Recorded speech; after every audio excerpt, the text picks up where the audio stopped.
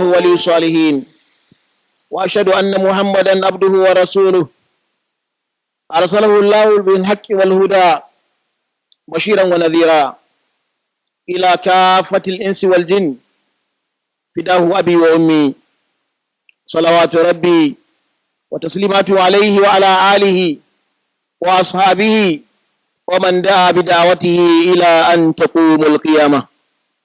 يقول مولى جل شأنه: يا أيها الذين آمنوا اتقوا الله حق تقاته ولا تموتن إلا وأنتم مسلمون. أيها المسلمون عباد الله، نشكر الله تبارك وتعالى على أنعامه علينا التي لا تعد ولا تحصى، ومن ضمن ذلك أننا أحياء إلى هذا اليوم المبارك، وأنتم تذكرون أن الدولة احتفلت باستقلالها أمس القريب يوم الأول من شهر العاشر أكتوبر 2020 ميلادية. تعتبر أن نيجيريا وجدت استقلالها 60 عاما مدى. نشكر الله تبارك وتعالى على كل حال، وأنتم كذلك تعلمون جيدا بأن هذه الدولة مرت بها مراحل، بل لم تكن من قبل الاستعمار بهذا الاسم النيجيري. وأما المستعمر ذلكم الذين جاءوا من بريطانيا يتدينون بدين النصارى، دخلوا علينا من جنوب الدولة وهاربوا الإسلام محاربة لا محاربة بعدها. وتذكرون في التاريخ أن نيجيريا باسمها جاءت في عام 1914، واستمر المعركة حتى أنقذوا على شريعة الإسلام الذي أسسها رحمه الله شيخ عثمان بن فوديو مع جنوده الربانيين.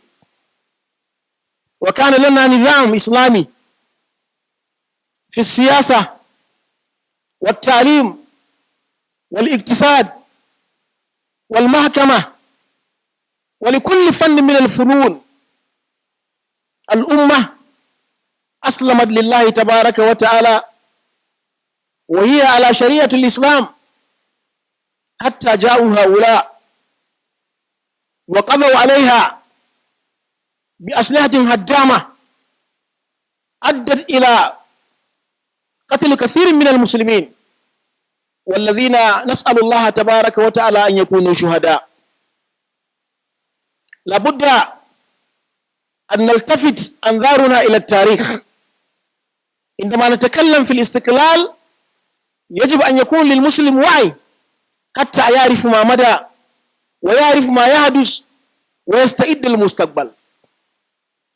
أما عام الاستقلال عام 1960 ميلادية، وجدنا من الرؤساء ما يحبون هذه الدولة الكريمة، بذلوا قصارى مجهوداتهم في العدالة والإنفاق والإنصاف والحب الحقيقي لهذه الدولة، وكانوا يرحمون ولا يشددون. يرحموا من في الأرض يرحمكم من في السماء، وكانوا قدوة على مستواه. ونقول من الإيجابيات التي تذكر هي إيجاد نيجيريا في عام المذكور آنفا، وكذلك إيجاد الولايات المختلفة 36 بما فيهم العاصمة في أبوجا يتقدم، وإيجاد الوزارات للصحة والتعليم والعدالة والزراعة خدمة للأمة، كل هذه مما يذكر من التقدم. ومن التقدم هؤلاء الذين ذكرناهم من الرؤساء الذين دحوا لهذه البلاد. ومما يسمى بالتقدم نظام الديمقراطي، هذا النظام الذي نحن عليه اليوم، الذي استمر بدون انقطاع من عام 1999 إلى يومنا هذا،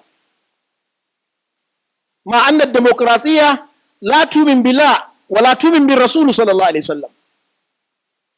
قوانين وضعية وضعها البشر سواء كان يصيب أو يخطئ.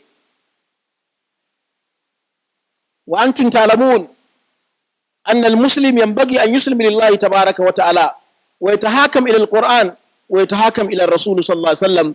فلا وربك لا يؤمنون حتى يحكموك فيما شجر بينهم ثم لا يجدوا في أنفسهم حرجا مما قضيت ويسلموا تسليما.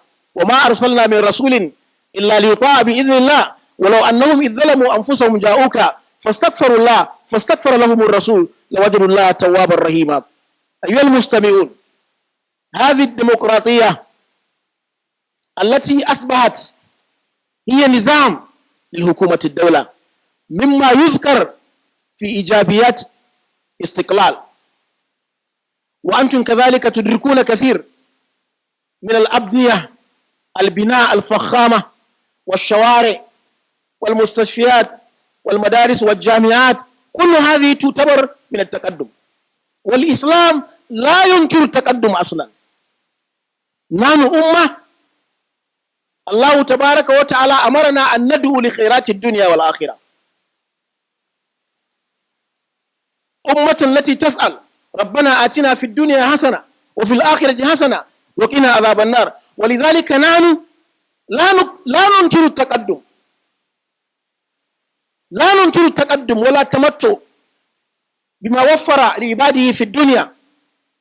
قل من حرم زينة الله التي أخرج لعباده والطيبات من الرزق قل هي للذين آمنوا في الحياة الدنيا خالصة يوم القيامة كذلك نفصل الآيات لقوم يعلمون. فنحن لا ننكر هذا التقدم، ولكن نقول وأسفا للسلبيات التي لا تؤد ولا توسى، من ضمنها وأعظمها وأسوأها محاربة الشريعة التي قامت بها المستعمر. حاربوا هذا النظام الرباني ولا نكاد أن نلتفت إليه إلى يومنا هذا. هذا من أسوأ ما فعل. أنتم تعلمون أن دنفودي أقام شريعة الإسلام في كثير من الشمال الدولة وبعض الدول المتجاورة بما فيها كاميرون والنيجر والتشاد، كل هؤلاء تمتعوا بشريعة الإسلام أيام عثمان بن فودي. وهذه الشريعة أسست في عام 1804 بالتحديد، ومدى من أمرها 100 عام. قضوا عليها المستعمر في عام 1904 100 عام تماما، ثم بدأ يهارب ويهارب ويهارب إلى يومنا هذا يهارب. أما السلبيات كما ذكرنا محاربة الشريعة، ويلي ذلك الخيانة في القيادة والظلم وعدم الأمن والخوف والجوع والفقر والزنا والشركيات والخمر والمخدرات وعدم الثقة. كل هذه من السلبيات المتواجدة حاليا. أما فساد الإداري فقول بلا حرج، ما من وزير، ما من وزارة إلا وفيها فساد الإداري والخيانة والظلم وعدم العدالة إلا من رحم ربي. ولذلك فقر البلد. نيجيريا لم تكن فقيرا، فقرها من هؤلاء الذين أجرموا في الأرض. والآن استمر الأمر إلى أسوأه، حيث في شمال الدولة تستطيع أن تتحرك في الليل والنهار ولا هرج، أما اليوم لا تستطيع أن تتحرك من مكان إلى مكان نهارا في بعض الأماكن. هذه من ثمرات الاستقلال ومن إيجابيات للبعض وسلبيات في الحقيقة. والتأصل بالغرب وعادات النصارى واليهود، حتى الزواج المسلم يقتدي بهم، ولن ترضى عنك اليهود والنصارى حتى تتبع ملتهم، فملتهم متبع في المعاملات، في التصرف، كلها من نتائج ما يسمى باستقلال. أيها المستمعون الكرام، مع كل هذه وهذا الأمة اختارت أن تتفرق وتتمزق. التمزق والتفرق في الأمة واضح، لأن ليس هناك قيادة رباني الذي يجمع شتات الناس. الدين بالخيار، إن شئت تفعل وإن شئت تأبى، لأن القانون التي نتبعها سمحت لكل واحد يفعل ما شاء. يباع الخمور ويباع الزنا جهرة واللواط، كل ذلك وارد. كيف يطمئن الدولة بهذه الإجرامات والكبائر والشركيات؟ يقول تبارك وتعالى: ضرب الله مثلا قرية كانت آمنة مطمئنة يأتيها رزقها رغدا من كل مكان فكفرت بأنعم الله فأذاقها الله لباس الجوع والخوف بما كانوا يصنعون. مع أن الآية نزل في شأن مكة، ولكن يشبه نيجيريا تماما بتمام. كنا مطمئنين، والطعام والشراب والسلام والأمن. أما اليوم الفقر والقتل وعدم الأمن وعدم الاستئماء وعدم الأمانة والخيانة كلها واردة بين المسلمين، بل أحيانا بين الإخوة الأقارب. فكيف يكون هناك الأمن بهذه الإجرامات كلها؟ أيها الإخوة، الخطبة والخطبتين لا تقضي ما نحن فيه في قضية النتائج للاستئمار وما يسمى باستقلال، لكن تعالوا إلى مخرج سريعا جدا. علينا أن نزداد إيمانا ونتقي الله، بهذا يكون بدأنا التقدم لاستقلال الحقيقي، لأننا ما خلقنا من أبنية للبناء ولشرب الماء وللكهرباء وللنفط وللسيارات، لا، ما خلقنا لذلك، إنما خلقنا لنعبد الله. فإذا فشلنا في ذلك لن نتقدم، ولا يقال أنك تقدمت. أما عند الغرب فالتقدم التمتع في الدنيا، أما نحن التقدم أن تعبد الله كما أمرك به. في حديث صحيح: يرضى الله لكم ثلاثا: أن تعبدوه ولا تشركوا به شيئا، لا تشرك بالله شيئا مهما كان الأمر، هذا تقدم البالغ. وأن تعتصموا بحبل الله جميعا ولا تفرقوا، وأن تناصحوا من والله الله أمركم. الرؤساء والولاة والوزراء علينا أن ننصح أنفسنا وننصحهم. أيها المستمعون، علينا بالتقوى الله عز وجل، وأن نعمل صالحات حتى تزداد إيماننا. ولو أن أهل القرى amanu wattaqaw. Iman wattaqwa. ولو أن أهل القرى مثلا لو كان نيجيريا مسلميها مثلا آمنوا واتقوا لفتحنا عليهم بركات من السماء والأرض ولكن كذبوا فأخذناهم بما كانوا يكسبون. أيها المستمعون، لو اتقينا الله وزدنا إيمانا لوجدنا بركات السماء مفتوحة وبركات الأرض كذلك مفتوحة.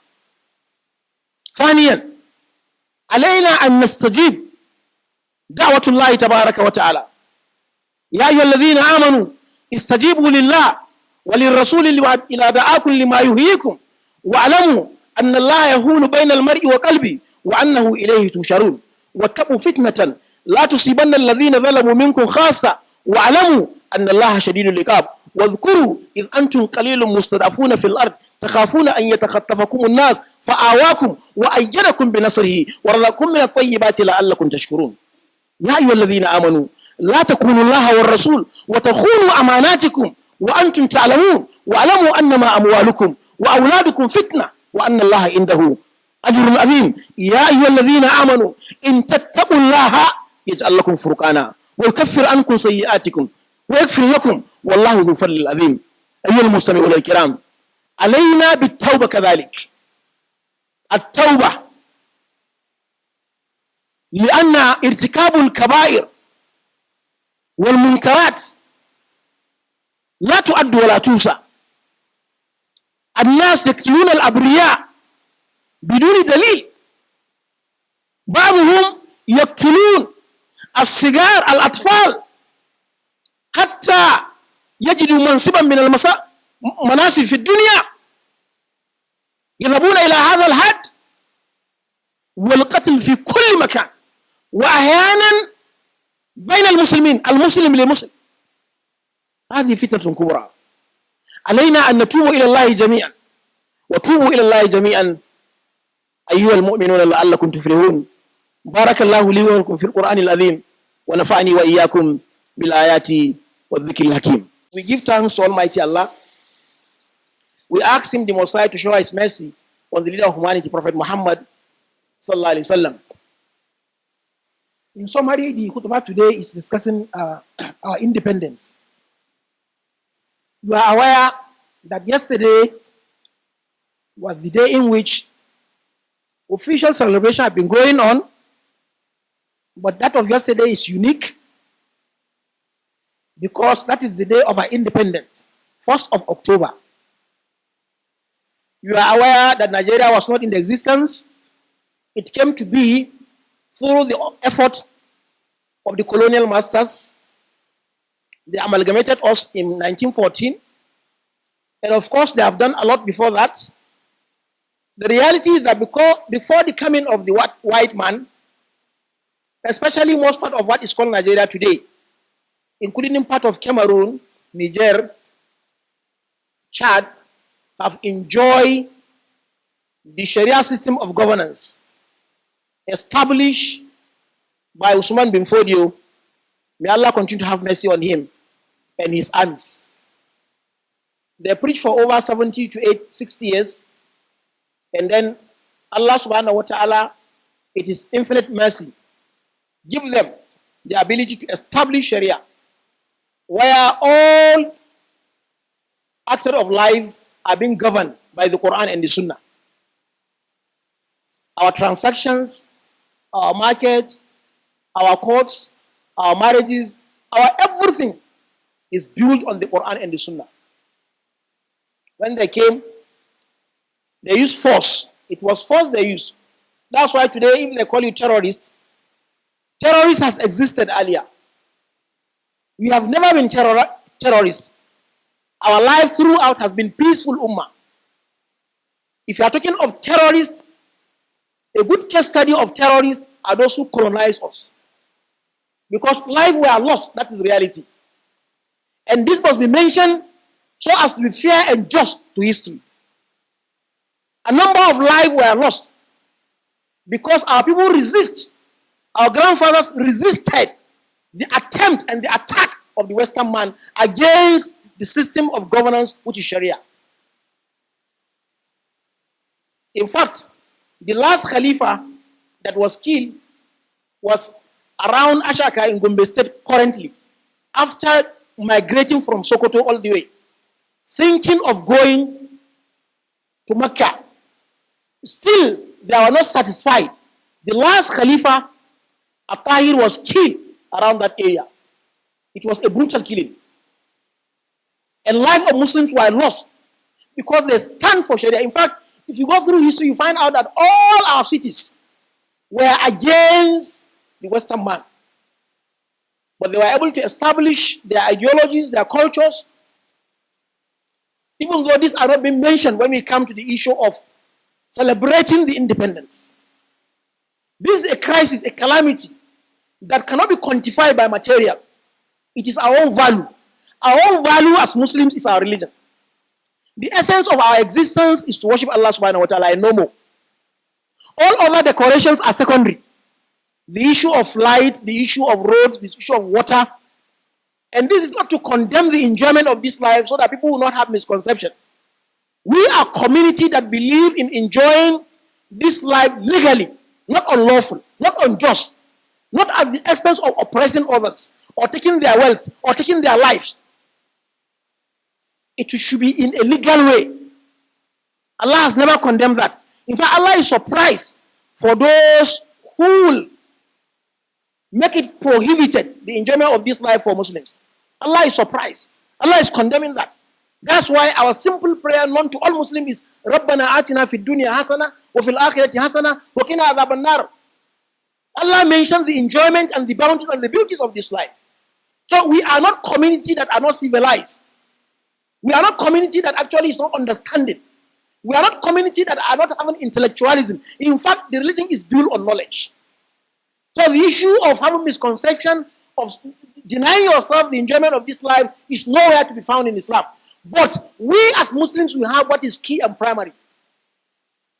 We prioritize ourselves. That is priority. Number one is for you to worship Allah. Even if you worship Him under the tree till death. Unfortunately for us, this critical area where we are existing has been denied of. And there is not much making noise on that. If there is any more noise making, it should be on increase in fuel pump, increase in that, tariff, that, and so many things. The reality is that among what we are seeing of development is all the states we are seeing, they are not in the existence. We have 36 states, we have the FCT, development buildings, bridges, light, so many things. Ministries of education, universities, hospitals, all these are necessary to life. They are very important. But number one, a Muslim should not deny himself absolute submission to Allah subhanahu wa ta'ala. And that is for you to follow the Sharia. Not man-made law. Unfortunately, at this time of civilization, to tell you how backward we are, you will see our representative bowing down before an idol. There is no meaning to that. That is never civilization. Even if you are talking intellectually, there is no contribution the mess is making. It's just to condemn your aqidah that you must bow in respect for that idol. It has no any meaning whatsoever. It has no meaning. And these are among the achievements we have achieved through governance of democracy, which replaces our own actually way of life as Muslims in the Quran. You can see no meaning to that. No meaning at all. But it's attacking the idea and the ideology of a Muslim. You can go further to mention so many examples. So many examples in the country. Now, our leaders and the followers should be mindful of their existence and why they are existing. Because where you are not careful, you will end up in meeting Allah in regret. Because Allah called upon us to answer His call and to answer the call of Prophet Muhammad sallallahu alaihi wasallam. Whenever they call you, not any other person, they are your priority. And when you do that, you are safe in this life and you are safe in the hereafter. And that's why Allah in Surah Al-Ra'd mentions the result of those who answer the call. لِلَّذِينَ اسْتَجَابُوا لِرَبِّهِمُ الْحُسْنَى وَالَّذِينَ لَمْ يَسْتَجِيبُوا لَهُ لَوْ أَنَّ لَهُمْ مَا فِي الْأَرْضِ جَمِيعًا وَمِثْلَهُ مَعَهُ لَافْتَدَوْا بِهِ أُولَٰئِكَ لَهُمْ سُوءُ الْحِسَابِ وَمَأْوَاهُمْ جَهَنَّمُ وَبِئْسَ الْمِهَادُ. That's verses 18 of Ra'd. If you refuse to answer, you follow cultures of the Yahud and the Nasara, as they have impact on us today. Even our marriages, we feel happy to emulate them and copy them. In so many of our lives, we are very comfortable to follow them. Allah says those who refuse to answer, if they are given the whole universe, we are talking of development in Nigeria, if the whole universe is given to you as your own, and another additional universe given to you as your own, on the day of Qiyamah, you will wish you ransom yourself with all you have been given so as to be pleased with Allah, so that Allah will please with you. Unfortunately, it will never work. The punishment is going to be severe, and the end result is the hellfire. So we must know what is our value. We must know what is our value. If the value of our colonial masters is only development of this life, then a Muslim should go contrary. It's secondary. It has never been primary, and it will never be for a believer. That's why your simple words of Subhanallah, Walhamdulillah, Wala ilaha illallah, Wallahu Akbar is better than the content of materials in the universe. These few words you have said in less than 1 minute is better than the whole content. Then what are you talking about? We should know what is our value. We should know how to see our success. We should not be using somebody's glasses to be measuring successes and development. We are ummah intellectual. We are ummah with documents that can never be changed. We shouldn't look stupid. We shouldn't look foolish. We should be actually aware. When we refuse, it will be late on the day of Qiyamah. We congratulate Nigerians for 60 years anniversary. We pray for our leaders, for Allah's guidance. Those who are doing right among them, may Allah make them to do more right. Those who are doing wrong among them, may Allah assist them to be doing right. We the followers too. Those who are doing right among us, may Allah assist us. Those who are doing wrong among us, may Allah give us the ability to stop it. Because there is no finger accusation pointed to the leaders alone. That is absolutely wrong in Islamic teaching. Because these leaders are Nigerians. In fact, we make them to be in that position. Anybody who contributed to their being there is having also a share of what they are doing there. The corruption is all over. Almost every sector. I mentioned in the House of Version, is it the ministers or the leaders who are stealing shoes in the mosque on Jumat? Are they the ones stealing handset in the graveyard? What do you expect of that to be a leader tomorrow? So the whole issue is that we should point the finger of accusation to ourselves. And ever ready is Allah. If we repent sincerely, Allah is going to make it easy for us. Allah has given example, a parable of Makkah, who are enjoying now. When they disbelieve, Allah torture them. Allah has promised that the barakat of the heavens and the earth will be open if we fear Him and we obey Him. So let us answer the call of Allah and let us go into total repentance. May Allah assist us. May Allah subhanahu wa ta'ala accept from us. ربنا اغفر لنا ذنوبنا وكفر عنا سيئاتنا وتوفنا مع الأبرار. ربنا آتنا في الدنيا حسنة وفي الآخرة حسنة وقنا عذاب النار. إن الله وملائكته يصلون على النبي يا أيها الذين آمنوا صلوا عليه وسلموا تسليما. اللهم صل على محمد وعلى آل محمد كما صليت على إبراهيم وعلى آل إبراهيم إنك حميد مجيد. اللهم بارك على محمد وعلى آل محمد كما باركت على إبراهيم وعلى آل إبراهيم إنك حميد مجيد.